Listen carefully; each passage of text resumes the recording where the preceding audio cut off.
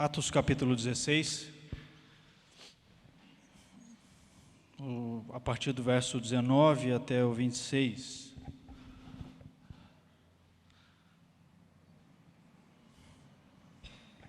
Atos 16,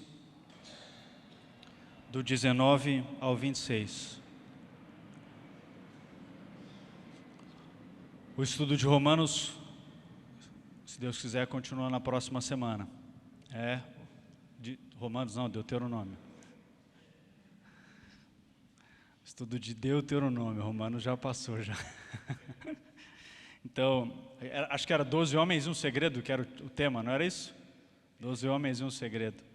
12 homens e um segredo na semana que vem, se assim o Senhor nos permitir.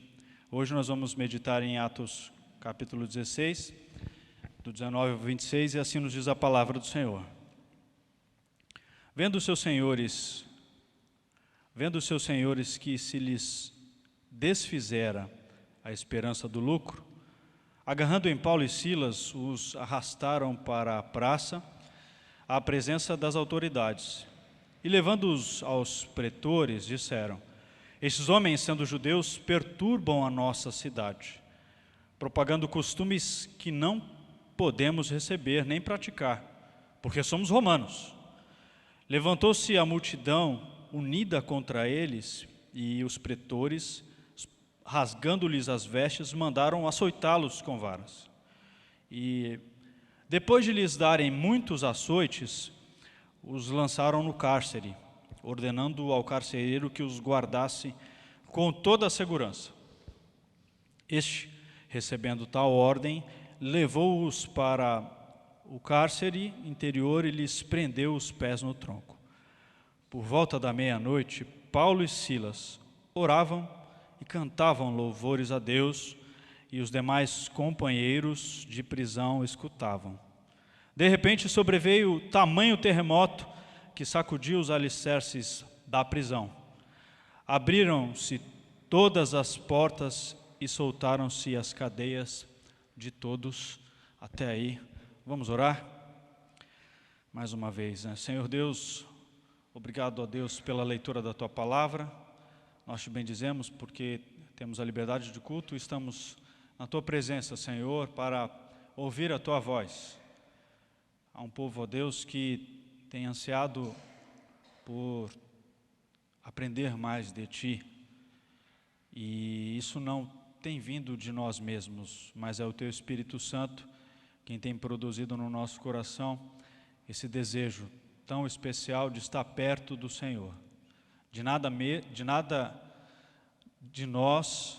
em nós temos que seja, ó Deus, algo genuíno para a busca do Teu nome. Mas o Senhor tem produzido em nós esse desejo de aprendermos mais de Ti. E que assim sendo, ó Deus, o Teu Espírito Santo possa, produzindo esse desejo, possa também produzir o entendimento. Que tenhamos, ó Deus, o entendimento e sejamos moldados pela Tua Palavra para agirmos de maneira diferente do que há neste mundo. Para que possamos, ó Deus, ser instrumentos nas Tuas mãos para uma mudança no contexto em que vivemos. Capacita-nos, ajuda-nos, é o nosso pedido em nome de Jesus. Amém. Amém, irmãos? Nessa noite, o tema do estudo é que a Bíblia ela é capaz, ela é capaz de retirar o cristão do século 21, o cristão brasileiro, o evangélico brasileiro do século 21, de uma bolha do individualismo. Não é um tema diferente de conhecer a verdade e a verdade libertar. É isso.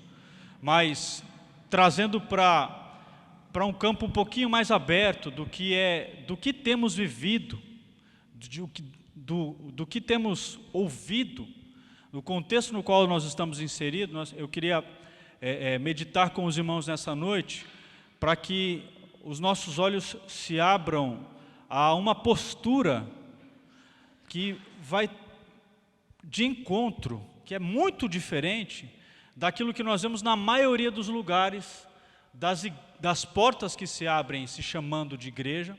Nós vemos uma postura das pessoas dentro dessas igrejas, intituladas membros dessas igrejas, e saindo aí fora para servir, completamente diferente da postura desses dois servos que nós lemos na passagem. Então, assim, falando dessa bolha, falando desse contexto filosófico em que a nossa mente está presa atualmente, nós queremos aguçar a percepção dos irmãos para um caixote em que nós vivemos, em que muitas vezes somos forçados, seja por propaganda de venda, seja por uma ideologia implementada desde a nossa escola, desde a nossa tenridade, quando a gente está aprendendo a conviver com a sociedade, nós somos forçados a adquirir alguns conceitos e a assimilar a uma mentalidade que nos distancie cada vez mais da palavra de Deus. E essa mentalidade, ela tem adentrado fortemente a igreja. Por que nós falamos isso? Essa semana, eu passei por uma experiência muito bem intrigante comigo mesmo. A gente lida com venda e a gente lida com cliente. E as pessoas, ultimamente, elas trabalham muito com o ego e com o direito delas. E trabalhando com o direito delas, e muitas vezes elas impõem uma vontade, sobrepõem essa vontade até a princípios éticos. E eu fui pressionado a revidar uma atitude constrangedora. Uma pessoa me xingou e eu fui amplamente tentado, pressionado a me valer do meu direito e de repente devolver aquele xingamento. No nosso dia a dia isso é muito comum. Nós temos a pessoa pisa no nosso pé, dentro da igreja a pessoa não te cumprimenta com uma saudação e a gente se sente no direito de revidar. Nós queremos trazer aqui, que é isso, a individualização, o conceito de endeusar o indivíduo, de endeusar o meu umbigo, ele me leva a me sentir no direito de revidar. Ele me leva a ter o direito de ser uma pessoa, por exemplo, muito dodói. Ele pisou no meu calo, eu tenho o direito de revidar. Olho por olho, dente por dente. Nós temos também uma mentalidade muito voltada ao prazer, né? O hedonismo, ao meu bem-estar, a conquistas que proporcionem para mim um bem-estar que vai me deixar mais tranquilo no meu dia a dia. A nossa aula de domingo da escola dominical foi até o Odacir que falou assim, a gente não sente falta de nada, mas no fundo, e muitas vezes a gente quer uns zeros a mais na nossa conta bancária para ir além dos sentidos de satisfazer as necessidades básicas, como o alimento, a bebida, o calçar e o vestir. Então, essa bolha que nós queremos trazer nesta noite é a bolha do endeusamento do meu umbigo, do individual, onde viver preso a isso me distancia da vontade de Deus para a minha vida, me distancia daquilo que é o propósito de Deus para a minha vida.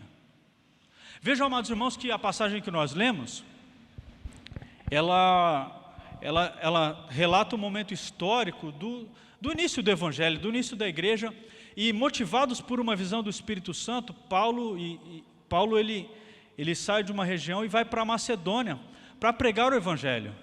Como instrumento de Deus, ele sai para um lugar para pregar o Evangelho de Deus e a salvação de Deus a uma região que era totalmente pagã. E quando ele chega ali, naquela localidade, Paulo e Silas chegam naquela localidade, um dos primeiros eventos que o escritor relata é que eles expulsam o espírito de adivinhação de uma jovem que dava lucro aos seus senhores. Havia homens que escravizavam essa mulher, ela tinha um espírito de adivinhação. E quando ela começa a falar que Paulo era servo do Deus vivo, Paulo repreende e o demônio sai. Eles repreendem e o demônio sai e ela é liberta, né? É liberta daquela situação e os seus senhores passam a não ter mais o lucro. Vendo essa situação, eles começam a rechaçar e eles perseguem a Paulo e Silas daquela situação. E dizem que eles estavam bagunçando ali a ordem. Eles trazem aqui, eles pregam costumes que não são os nossos costumes. Eles são judeus e nós somos romanos. Eles querem que nós pratiquemos coisas que nós não podemos praticar. Eles são cidadãos de um lugar que nós não somos. Eles têm uma nacionalidade que não é a nossa. O primeiro ponto que nós queremos destacar para que nós nos lembremos do que é a vontade de Deus e o propósito de Deus para a nossa vida e para que tire a nossa mente dessa bolha de que eu preciso, de que eu quero ter, de que se eu não tiver isso eu não vou ser feliz, de que eu preciso buscar a minha felicidade a toda e qualquer custa. Um primeiro princípio é que a Bíblia que nos liberta dessa bolha, ela diz que há uma inimizade entre nós e o mundo. A Bíblia diz que há uma cidadania diferente entre o povo de Deus e o homem pecador. Vamos abrir em Gênesis 3,15. Para que você tenha essa certeza de que há uma inimizade, né? Para que nós tenhamos a certeza de que há uma inimizade, Deus declara em Gênesis 3,15 uma maldição. Deus declara ali uma maldição para a serpente. Então, alguém pode ler em voz alta Gênesis 3,15?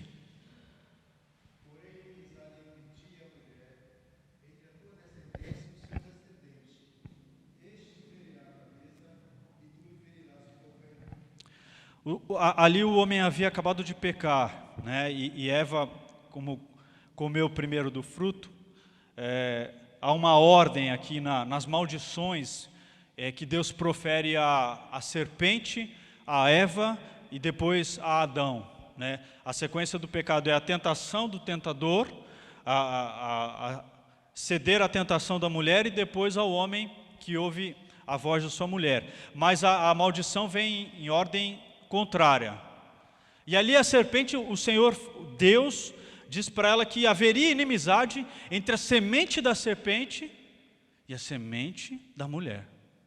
O desejo da mulher, que inicialmente foi ouvir a voz do tentador e dar vazão à sua cobiça, nessa hora Deus rompe com aquilo que era a inclinação do homem e da mulher para a vontade de Satanás. Ele rompe com aquilo e diz: você não vai vencer a serpente.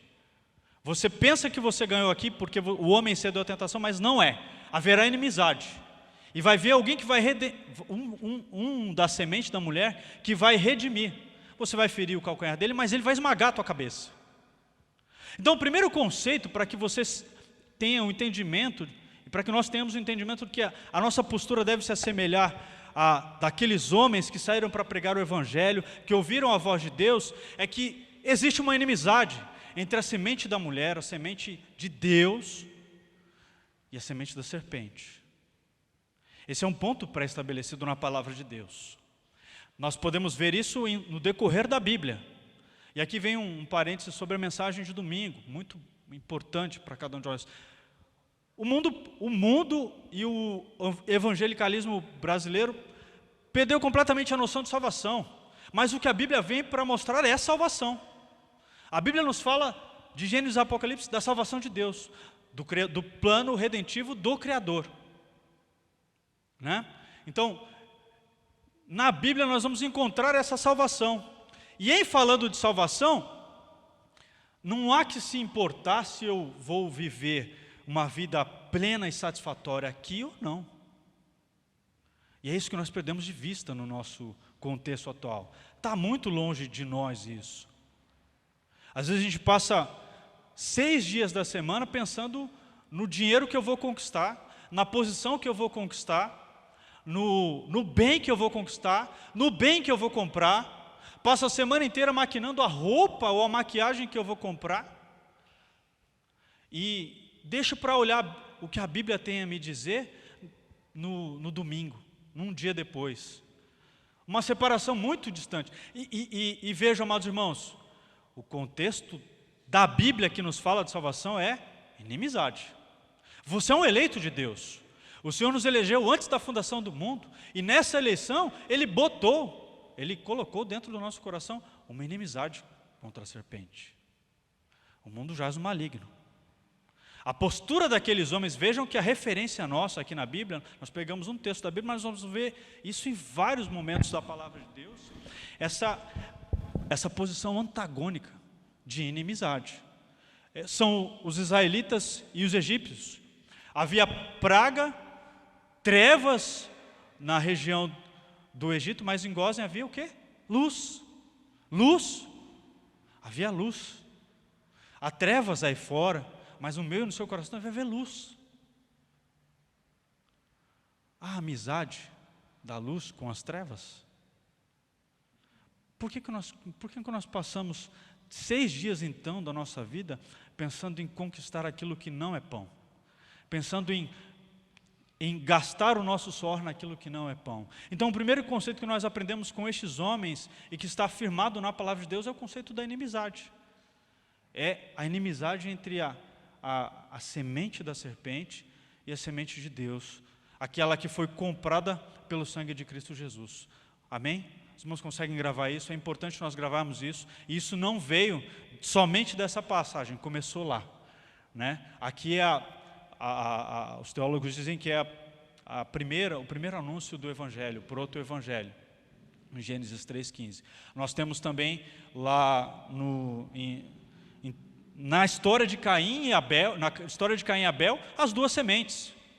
O homem voltado ao pecado, o primeiro homicida, Satanás já buzinando na orelha de Caim, e Jesus falou que ele estava lá desde o princípio, o primeiro homicida, a semente da serpente, e Abel, que ofertou o sacrifício agradável ao Senhor, a semente da mulher. Havia ali a esperança de que, naquele nascimento, vejam irmãos, quando o Senhor fala que a mulher ia produzir um herdeiro, que resgataria, imagina que no primeiro nascimento, Adão e Eva já esperavam que houvesse essa remissão. Vocês conseguem imaginar isso? Havia esperança. Quando Caim mata Abel e depois vem Sete, o nome de Sete está ligado à vida também. E havia de novo a esperança de que já viesse aquele Redentor. E aí nós vemos essa esperança ser renovada. Quando Lameque tem Noé, ele fala, o Senhor vai dar alívio dos nossos fardos. Havia sempre uma esperança na semente da mulher de que a redenção viria. Porque há uma inimizade. Há uma inimizade entre a semente. Nós precisamos gravar muito bem isso. Quando no nosso dia a dia bater no nosso coração o desejo das coisas deste mundo, pelas coisas deste mundo, de conquistar a felicidade nesse mundo, se a nossa esperança se limitar a esse mundo, quando bater esse desejo, fosse, Senhor, tem misericórdia de mim, muda o meu pensamento. Pela tua palavra, peça para que Ele lembre a você que nós precisamos ter inimizade. Não é um discurso de ódio, como as pessoas falam aí, mas é inimizade. Não é com os homens que são das trevas, mas é inimizade com o inimigo das nossas almas. É inimizade porque ele deturpou a palavra de Deus e proporcionou a nossa queda. Ele foi instrumento para a nossa queda. Então nós precisamos lembrar que para uma postura de servo de Deus, próxima do servo de Deus, nós precisamos lembrar que o Senhor estabeleceu essa inimizade. Aí nós vemos isso aqui no texto, né? Os homens começaram a dizer, não, eles estão ali badernando. Não há, o que eles pregam não dá para a gente praticar. E é isso mesmo. Você tem vivido algo que as pessoas não querem viver?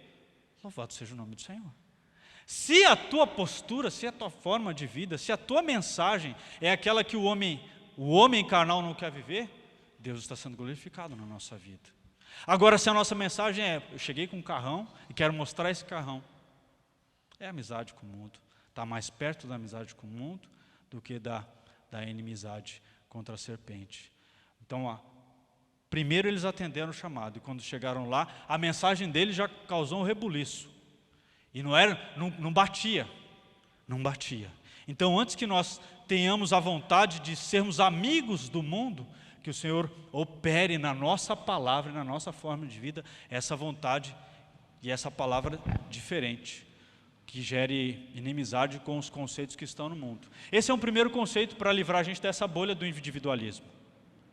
Porque a gente fica preso no nosso dia a dia em querer ter mais, em querer ser mais, em querer o louvor, em querer ouvir elogios. Isso tudo é uma bolha. Nós precisamos precisamos ser libertos pelo poder da palavra de Deus. O segundo conceito que nós extraímos desse texto, o primeiro conceito é a inimizade, o segundo conceito é a perseverança. Então falamos aqui de inimizade, porque Deus gerou inimizade entre as sementes. Mas falamos também de perseverança, amados irmãos. E que vem algo que nós precisamos aprender muito com estes dois homens, nesta passagem, e com tantos outros heróis da fé em outras passagens. Alguém abre lá em Mateus 25? Mateus 25.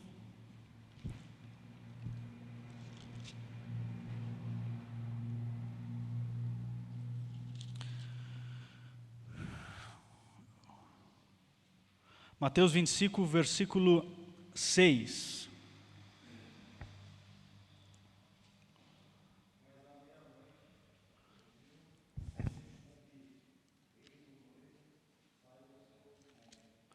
Mas à meia-noite ouviu-se o grito, saía ao seu encontro, não é isso? Que parábola é essa? Os irmãos se lembram delas? Lembra dessa parábola? Está lá o títulozinho em cima, a parábola das 10 virgens. A parábola das 10 virgens, onde 5 eram prudentes e 5 eram loucas, né? Então, 5 prudentes e 5 loucas. Vemos aí já o princípio da inimizade? Sim ou não? Vemos o princípio da inimizade. Tínhamos 5 que eram amigas do seu individualismo, que foram dormir, que não se prepararam, né? Que não colocaram mais óleo, não tiveram o óleo de reserva para suas candeias. Então nós vemos aí um princípio de amizade mais consigo própria, ao invés de se preparar, do que com o próprio noivo. Aquelas que tinham amizade com o próprio noivo, falam assim, opa, peraí, se ele demorar para vir, eu vou ter algo de reserva. O que nós vemos nessa passagem de Paulo e Silas que nos remete à perseverança? Que a mesma meia-noite, ou seja, no meio da provação, depois de realizarem a obra do Senhor, eles perseveravam numa postura de consagração. Para que sejamos livres dessa bolha do individualismo, para que sejamos livres do nosso individualismo, o Senhor nos incita e nos leva a nos consagrarmos, amados irmãos. Quando eu me consagro, quando eu oro, quando eu canto, eu vou pensar menos em mim, porque eu vou ver o quanto o meu Deus é grande e o quanto eu sou pecador e o quanto eu sou limitado. Quando a parábola das 10 virgens diz que à meia-noite vem o grito, eis aí o noivo, ela está relatando um momento de densas trevas. Então nós já falamos aqui da inimizade entre as sementes. Como nós podemos conciliar o nosso desejo a um momento de densas trevas? O Senhor não nos chamou para participantes do reino do Filho do seu amor, não nos resgatou das trevas para a sua maravilhosa luz, não é assim que diz a palavra de Deus? Nós somos chamados para ser luzeiros no mundo. E quando nós nos assemelhamos, e quando nós nos aproximamos do mundo, e queremos as coisas do mundo, e queremos mais satisfazer o nosso eu, a nossa mentalidade se alinha à mentalidade das trevas. E aí vem a pergunta, qual é o tempo e a dedicação que nós temos tido para a oração?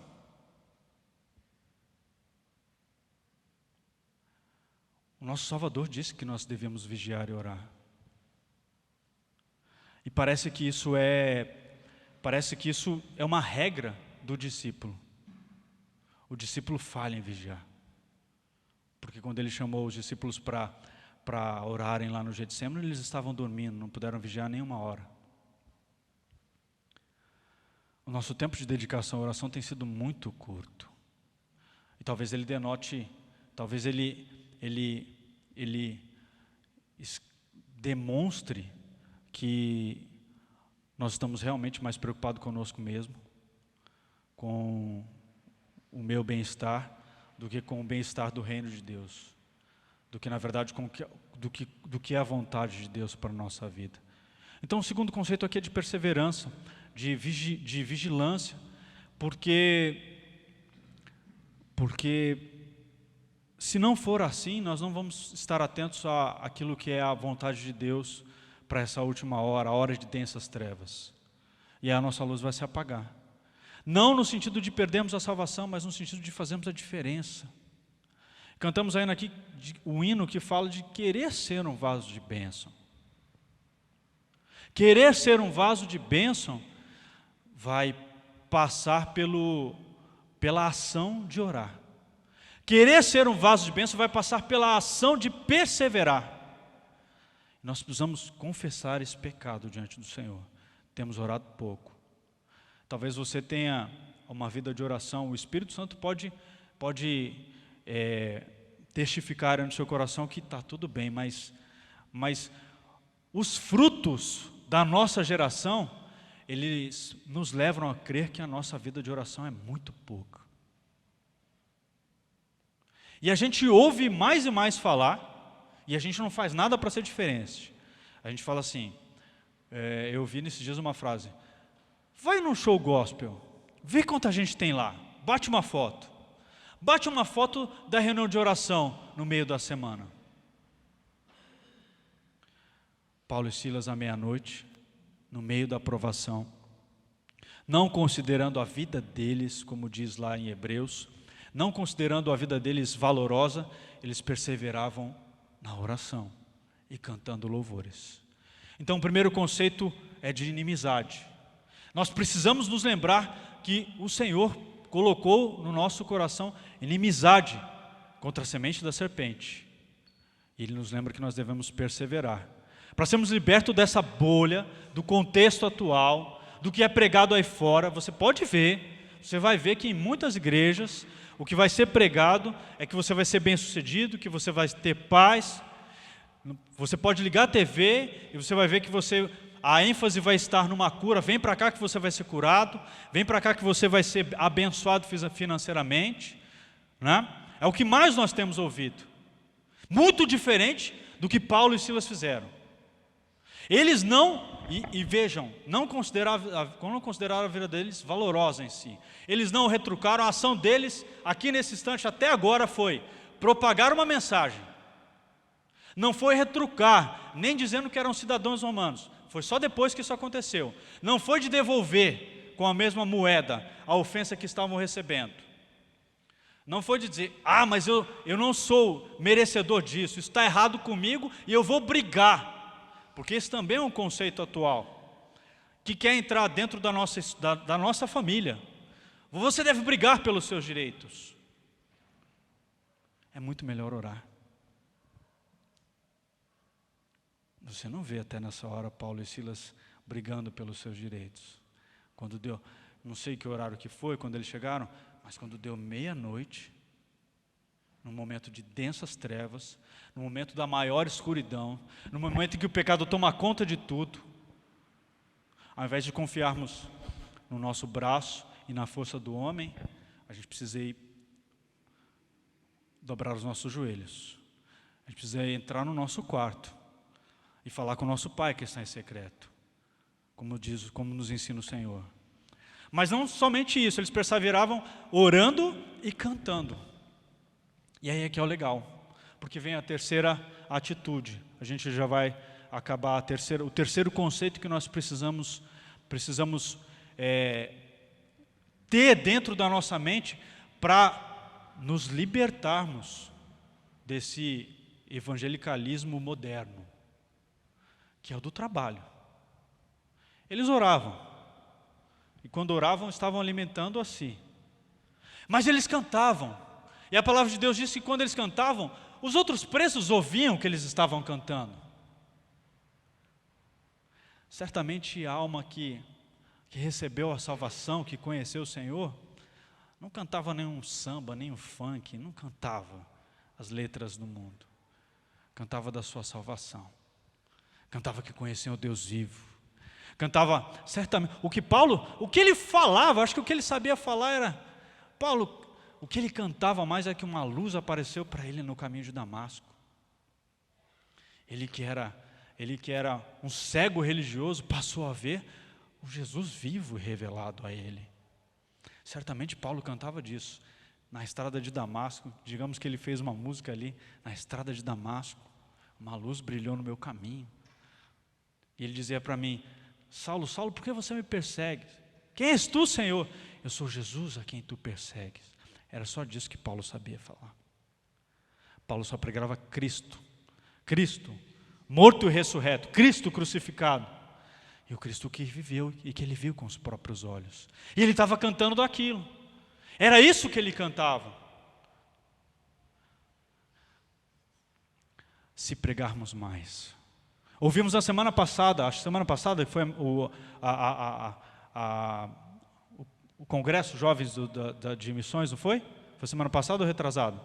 Aqui, que indo precisamos fazer discípulos. Se nós pararmos para fazer discípulo a todo instante, se no meio da nossa aprovação, se no meio da nossa batalha, se no meio da perseguição, por você ser um crente fiel, por você ser um servo de Deus, se você for perseguido por isso, e você mantiver firme o seu propósito de pregar esse Cristo crucificado, aqueles que estão presos vão ouvir a mensagem. Aquele teu parente que precisa ouvir do Evangelho, ao invés de ouvir a sua lamentação no meio da prova, ao invés de ouvir a sua lamentação porque você não conquistou aquele emprego, se ele ouvir que você está grato a Deus por conhecer a salvação, é bem provável que o Espírito Santo gere nele a fé que gera a salvação. Porque a fé vem por ouvir a palavra de Deus. E quantos são os instantes que nós dedicamos a essa missão de fazermos discípulo? Então, o terceiro conceito que nós precisamos estar bem firmados é esse de pregar a todo instante. Quer seja de manhã, de tarde, à meia-noite, no meio das densas trevas, ou no momento em que eu fui injustiçado. Se eu falar da minha salvação, os presos serão libertos. Se eu falar do que Deus fez na minha vida, aquele que está aflito vai atentar. E a prova disso é que aqueles presos que ouviram a mensagem, eles não saíram correndo, né? Quando o carcereiro quis se matar, porque essa é a história do carcereiro, talvez se a gente não falou tudo mais, essa passagem é muito conhecida, porque essa é a história do carcereiro. Paulo gritou, não faça nenhum mal a você não, nós estamos todos aqui. Todos ouviram a mensagem da salvação. A palavra de Deus que aquele que creu e que foi batizado foi a casa do carcereiro. E aí, nisso tudo nós vemos uma família sendo salva. No fato de cumprir esse propósito, de se libertar do seu eu, de sair da bolha do evangelicalismo atual, de se libertar da prisão do seu umbigo, de querer todo o seu bem. É bem provável que uma família olhe para o teu testemunho e seja salva. E assim você será um vaso de bênção. Eu quero ser um vaso de bênção para levar aos culpados que vivem nas trevas, para que eles conheçam o perdão de Jesus. Não faz diferença nenhuma para eles mostrar que eu estou bonito, belo, com saúde, sarado, ou que eu sou rico. Vai gerar mais pecado e mais inveja. Faz diferença é falar do amor de Cristo e da salvação que nos alcançou. Portanto, para lembrarmos aqui do que a Bíblia faz conosco, e só ela pode fazer isso, só ela, porque a investida é muito forte, é mídia, é propaganda, é promoção atrás de promoção para que você compre, para que você gaste, para que você tenha, para que você seja, para que você caminhe de acordo com o que diz a sociedade. Tudo isso é muito forte. Quem pode libertar? A verdade. A verdade é Jesus. A verdade é a palavra de Deus. Então a Bíblia pode nos libertar desse sentido. E nós precisamos nos voltar ao Evangelho. Precisamos nos voltar ao cerne da pregação da palavra. Precisamos lembrar que a inimizade. Eu não quero amizade com este mundo.